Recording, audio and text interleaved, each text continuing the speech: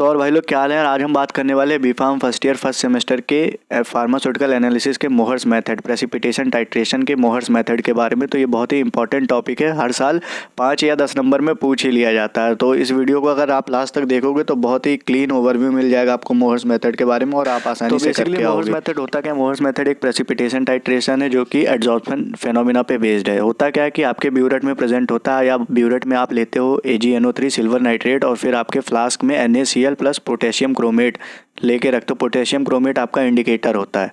फिर क्या कहते हैं आपका NaCl का कुछ अमाउंट, लिमिटेड अमाउंट आप नोन अमाउंट ऐड करते हो उसमें अपने हिसाब से। आपके जो प्रैक्टिकल में जितना भी अमाउंट दिया होता है तो उसमें एक limited amount of chloride ions आपके सोल्यूशन में प्रेजेंट होते हैं। मान लो कि 10 क्लोराइड आयंस प्रेजेंट है आपके सोल्यूशन में। फिर होता क्या है कि जब ऊपर से आप ब्यूरेट से ड्रॉप वाइज AgNO3 ऐड करते हो तो AgNO3 का जो AgNO3 Ag प्लस और सिल्वर आयन प्लस और नाइट्रेट आयन माइनस में टूटते हैं। तो जो आपके मान लो 10 क्लोराइड आयन थे तो 10 सिल्वर आयंस आपके क्लोराइड आयन से रिएक्ट करते हैं और प्रेसिपिटेट बनाते हैं। वो प्रेसिपिटेट हो जाते हैं आपके फ्लास्क में या सॉल्यूशन में प्रेसिपिटेट हो जाते हैं। फिर एक टाइम ऐसा आता है कि आपकी जो सिल्वर की कंसंट्रेशन होती है Ag प्लस की वो एक्सीड करने लगती है। तो वो जो exceeded amount of Ag plus ions जो होते हैं, सिल्वर आयंस होते हैं, वो आपके क्रोमेट आयन से रिएक्ट करने लगते हैं। या फिर आप ये बोल सकते हो कि जो Ag आयन की जो Ag आयंस जो होते हैं उनसे आपके जो इंडिकेटर प्रेजेंट होते हैं आपके फ्लास्क में, वो इंडिकेटर आपके Ag आयन से रिएक्ट करते हैं, उनकी सरफेस पे एड्जॉर्ब हो जाते हैं। फिर जैसे ही वो एड्जॉर्ब होते हैं तुरंत आपके पास एक कलर्ड कॉम्प्लेक्स आता है, वही आपका एंड पॉइंट होता है। यही होता है आपका मोहर्स मेथड। अब इसको आप एक वीडियो में मैं आपको करके दिखा रहा हूँ, तो आप इसको ऐसा हल्का सा देख लोगे तो आपको बहुत ही ईजिली समझ में आ जाएगा।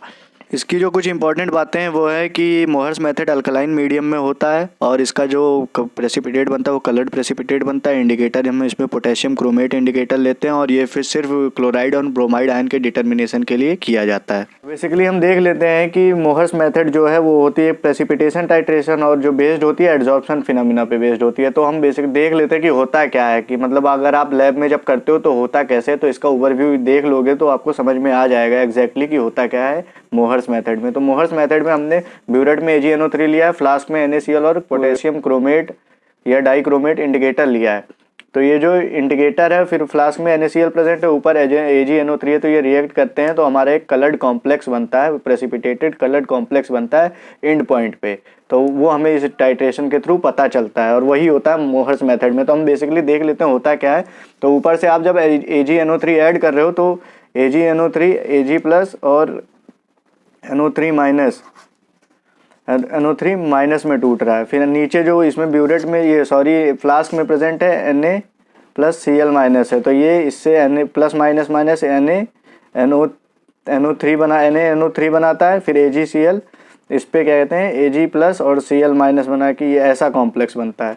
फिर ये ऐसे ड्रॉप वाइज जब आप ऐड करते रहते हो तो यहाँ देखो जैसे फ्लास्क में एक लिमिटेड अमाउंट में NaCl प्रेजेंट है, बहुत एक्सेस में नहीं प्रेजेंट है, लिमिटेड में जितना आपने ऐड करा है उतना ही प्रेजेंट है। तो जितने भी क्लोराइड आयन है, जितने मान लो कि 10 क्लोराइड आयन है, इसमें 10 क्लोराइड आयन है, ठीक। तो ऊपर से जितने अगर आप 10 ड्रॉप ऐड करोगे तो कितना भी अमाउंट ऐड करोगे तो जो Ag प्लस का जो आयंस बनेगा वो उसके 10 ही क्लोराइड आयन से ऐड होगा ना। तो ऐसे ये जो कॉम्प्लेक्स बनेगा Ag प्लस Cl माइनस का, ये 10 क्लोराइड आयन है तो 10 Ag तो ऐड हो पाएगा। तो एक टाइम ऐसा आता है कि क्लोराइड आयन जो होते हैं जितने Ag होते हैं उनसे यूटिलाइज हो जाते हैं। मतलब एक टाइम ऐसा आता है कि जैसे 10 क्लोराइड आयन थे, 10 Ag प्लस आयन थे, तो ये दोनों ने मिलकर आपस में प्रेसिपिटेट हो गए सोल्यूशन में। बट एक टाइम ऐसा आता है कि Ag उससे Cl से एक्सेस कर जाता है, ज़्यादा हो जाता है।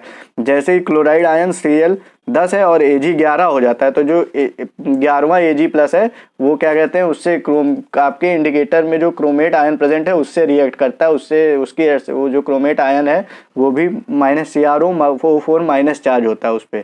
तो वो आके आपके Ag प्लस की सरफेस पे ये देख रहे हो आप, जैसे एक Cl माइनस है, यहाँ पे Ag plus plus plus plus कितना था सरफेस पे आके एड्जॉर्ब हुआ, इन्होंने प्रेसिपिटेट कॉम्प्लेक्स बनाया। फिर एक टाइम ऐसा आता है कि जब Ag की कंसंट्रेशन या Ag का अमाउंट ऑफ आयन जो Cl के आयन से ज़्यादा हो जाता है तो उस टाइम पे एंड पॉइंट नहीं आता है। फिर जैसे ही Ag प्लस आयन एक्सेस में प्रेजेंट हो जाता है आपके सोल्यूशन या फ्लास्क में, फिर वहाँ पे इंडिकेटर भी प्रेजेंट है जिस पे भी माइनस चार्ज हो, आपके Ag प्लस पे पॉजिटिव चार्ज है तो प्लस माइनस माइनस का एक कॉम्प्लेक्स बनता है। तो क्रोमेट आयन आके फिर क्या कहते हैं इससे रिएक्ट करता है या इसकी सरफेस पे एड्जॉर्ब हो जाता है। इन दोनों की एक लेयर बनी है, फिर फिर इसी लेयर पे आके ये भी एड्जॉर्ब हो रहा है क्रोमेट आयन। तो ये जैसे ही ये होता है फिर आपके पास एक कलर्ड कॉम्प्लेक्स बनता है और यही होता है मोहर्स मेथड में।